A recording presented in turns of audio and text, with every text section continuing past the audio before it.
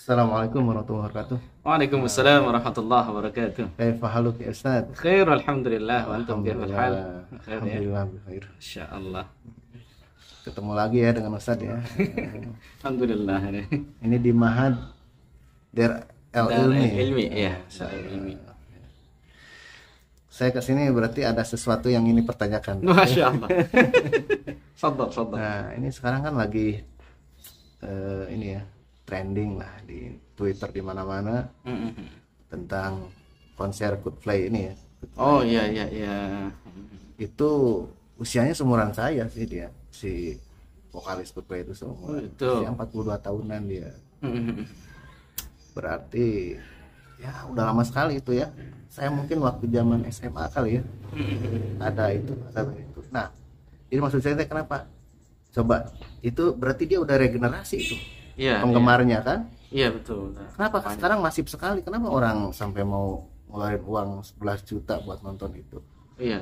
Berarti kan mereka bisa menyajikan musiknya gitu ya, regenerasi.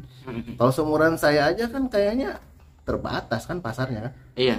Nah ini ya, mereka bisa regenerasi nih, generasi Gen Z yang sekarang bisa menikmati musik mereka. Iya. Nah cuman masalahnya adalah gini ya tadi ya. Di sini kan ada pro kontra nih ya di sebagian negara-negara muslimah seperti di Indonesia, Malaysia. Iya. Mereka tuh para netizen tuh menolak lah sebagian tuh ya. Iya. Karena ya Chris Martin itu ketika konser dia selalu vokal sekali lah. Iya. Mendukung ya itu, mau dukung pelangi itu ya, kita bahasakan pelangi ya tadi ya. Iya. Biar nggak kena ini ya, kayak gitu. Ya, benderanya dan sebagainya. Iya. Nah ini pertanyaan saya ini tadi ya yang mendasar. Kalaulah seorang itu pendukung pelangi, ya, terus juga dia konser musik juga. Iya. Itu kan kita sebagai muslim udah 2 poin itu sebenarnya udah nggak layak kita datang ya. Betul. Tapi ada hal yang penting yang kita pakai lah, semacam komputer, Iya. smartphone yang kita buat podcast ini, itu yang buat juga pelangi juga Tad. Gitu ya. Alan Turing awalnya. Nah Alan Turing ini dia ilmuwan ya, yang menemukan mesin Turing mesin namanya, yang sekarang menjadi cikal bakal komputer modern. Iya. Sedangkan kita memakainya nih, gimana? Nah itu ya. Tadi mau musik mah oke lah, semua sepakat nih komputer nih masalahnya nih. Iya. Kita sebagai muslim di mana lah yang nggak pakai smartphone sekarang di mana? Iya. Ya kajian-kajian Islam segala macam juga ya. Iya. Menggunakan alat itu. Ya kemudian ada satu lagi yang mungkin nggak semua sih. Iya. Ternyata sekarang CEO-nya Apple itu, tahu Apple kan sekarang banyak ya. Ya konten kreator muslim juga pakai smartphone Apple buat bikin konten. Iya. Ternyata CEO-nya itu, CEO Apple-nya juga sama pelangi juga. Dan dia bangga menjadi seorang pelangi. Nah, gimana nih? Nah, kita baik teman-teman ya, kita coba bagaimana kita dengar penjelasan Ustadz tentang hal ini. Baik. Nah, podcast ini disponsori by Abucha, teh kombucha segar dan menyehatkan. ya memang terkadang hal semacam ini menjadi sebuah jadi bagi kita adalah sesuatu yang mungkin yang aneh ya, kok bisa ya hal-hal yang memang sangat bermanfaat bagi umat ternyata Allah Subhanahu wa taala titipkan hal tersebut tuh bagi orang-orang yang seperti itu. Nah itu dia. Seringkali bahkan hal-hal yang sifatnya duniawi yang wah bagi kita itu dia titipkan pada orang-orang, mohon maaf, yang non muslim gitu. Sementara orang-orang muslim yang menikmatinya seperti itu. Sebenarnya kan itu adalah urusan-urusan duniawi, maksudnya seperti gadget apa segala macam. Hal sifatnya duniawi tentunya kita bebas bermuamalah dengan siapapun. Baik. Kalaupun misalkan dengan non muslim gitu kan ya kita tidak masalah ya, karena dalam hal muamalah itu dengan siapapun kita bebas. Memang ada batasan-batasan tertentu, kan, tetapi pada asalnya adalah al aslu fil muamalah al-ibahah. Asal daripada hal muamalah itu ya bebas, boleh ya sepanjang memang tidak ada hal yang menyalahi syariat gitu. Baik. Nah, adapun orang-orang yang katakanlah mereka menghasilkan suatu produk yang bermanfaat bagi kaum muslimin bahkan dunia ya seperti itu, maka ketika dia melakukan sebuah kesalahan atau keburukan bahkan kebatilan seperti itu, maka itu sebenarnya urusan dia dengan dengan Allah Subhanahu wa taala. Itu bukan urusan kita, karena pada dasarnya urusan kita dengan dia hanyalah hal yang sifatnya muamalah. Dan tampaknya bukan hanya masalah HP, banyak mungkin ya, banyak komputer apa segala macam yang kita menggunakan seperti itu. Sehingga untuk hal-hal yang seperti itu kan urusan dia dengan Allah Subhanahu. Cuman kalau misalkan memang orang tersebut sudah istilahnya apa namanya, ada istilahnya apa ya, promosi atau apa ya dengan kebatilannya, baru itu kemudian propagandanya itu propaganda. Mungkin ada bahasan tersendiri. Nah itu dia. Kalau misalkan hal-hal yang tidak dipropagandakan oleh dia itu kehidupan pribadinya misalkan gitu ya, itu urusan dia kan gitu ya, urusan dia. Adapun kalau misalkan dia sudah mulai mempropagandakan, nah itu ada bahasan tersendiri. Ya tentunya bagi kaum muslimin memang sesuatu yang wajar kalau seseorang itu ternyata mempropagandakan sesuatu yang itu kebatilan lah bagi kaum muslimin. Itu pasti ada reaksi.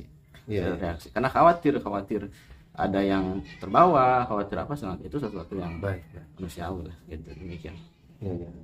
Nah itu kan ada beberapa asatid juga kan ini kan bilang ini kalau kita datang ke konser musik gitu, apa akan menambah keimanan gitu, apa sholat malamnya jadi rajin dan lain sebagainya.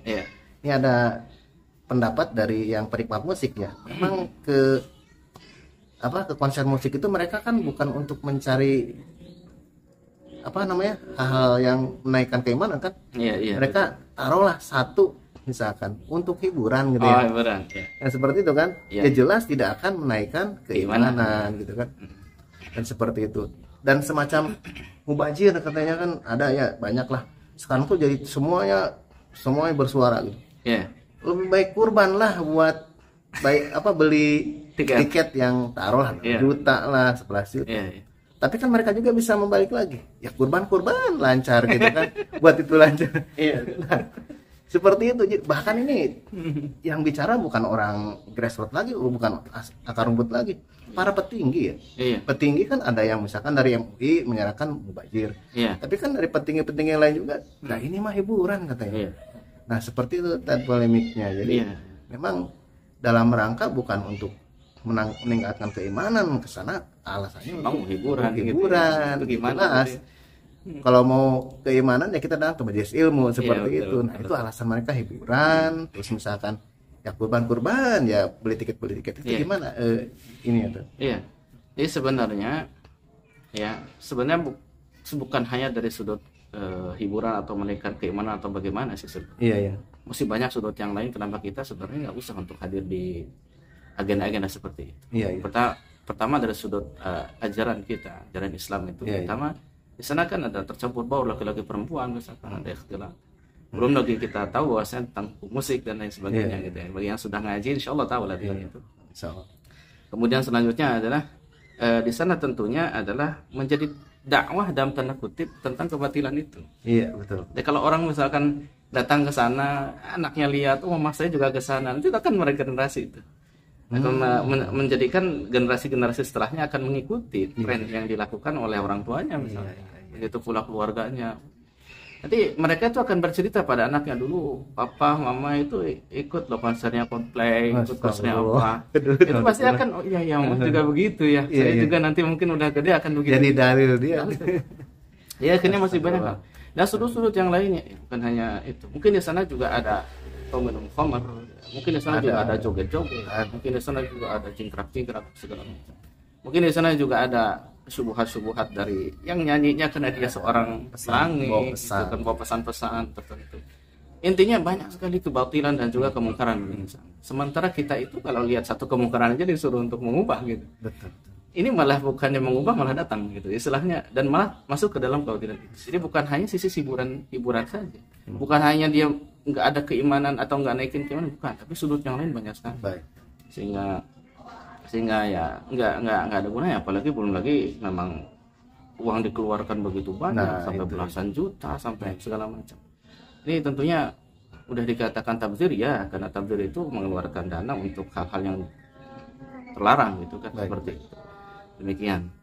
Dan masih banyak lagi tentunya hal-hal yang buruk yang didapatkan justru orang datang ke sana. Dan selanjutnya kalau orang merasa nyaman gitu ya, oke lah kita karena mungkin ya sebagian kita tuh kebanyakan senang banget sebelum tahu tentang dalil hukum musik gitu. Baik. Senang banget dengan musik. Mereka menyangka bahwasanya itu bisa. Kadang-kadang ada musik yang menenangkan, menenteramkan, mereka ya seperti itu. Tapi pada dasarnya sebagaimana dikatakan Imam Ahmad itu bahwasanya dia itu menumbuhkan kemunafikan. Seperti itu. Dia di dalam hati itu seperti menumbuhkan kemunafikan seperti itu, sehingga apa yang sebenarnya pada dasarnya bukan justru mendapatkan ketenangan, dia bisa sampai menangis itu seperti itu. Tapi yang seperti itu justru bukan menenangkan hati, justru yang seperti itu malah mengaduk-aduk kepala sebenarnya. Iya. Aduk-aduk kepala aja, itu bagian dari talbis iblis. Apapun itu, misalkan bahkan ada yang katanya musik religi gitu ya, ada sebagainya. Itu sebenarnya bukan menenteramkan hati, bikin orang menangis, bukan. Tapi itu hanya mengaduk-aduk emosi aja, aduk-aduk kepala. Perasaan aja itu. Aduk-aduk jadi kepala baper aja. lah gitu ya, Itu, terbawa jadi perasaan reflektif. Dia itu jadi terbang ke 20 tahun masa lalu gitu kan. Dia terbuai-buai dengan baik hal-hal yang dulu. Itu biasa itu kejadian kayak gitu. Makanya kalau kita ke tempat-tempat perbelanjaan ada musik dari band-band yang kita suka misalkan zaman dulu itu pasti kita pikirannya kemana, terbang ke beberapa tahun yang lalu. Baik. Ini pada dasarnya begitu sih. Iya. Jadi antara talbisnya itu. Nah, jadi tadi ya closingnya bahwa katanya kalau mendingan buat kurban daripada buat musik, tapi kan mereka bilangnya katanya ya kurban musik. Jadi gimana itu? Baik ya. Ini sebenarnya pernyataan yang boleh dibilang tidak tepat. Iya. Karena kalau misalkan dikatakan bahwasanya ya kurban musik segala macam itu apa ya? Jadi istilahnya ya jalan sama dua-duanya. Iya, jangan samakan, itu kias yang tidak seperti itu. Maksiat jalan, ibadah jalan. Jadi itu seakan-akan bahwasanya toh saya masih bisa untuk melakukan kebaikan, jangan seperti itu. Sebagaimana dikatakan oleh saudara-saudara Nabi Yusuf gitu kan terhadap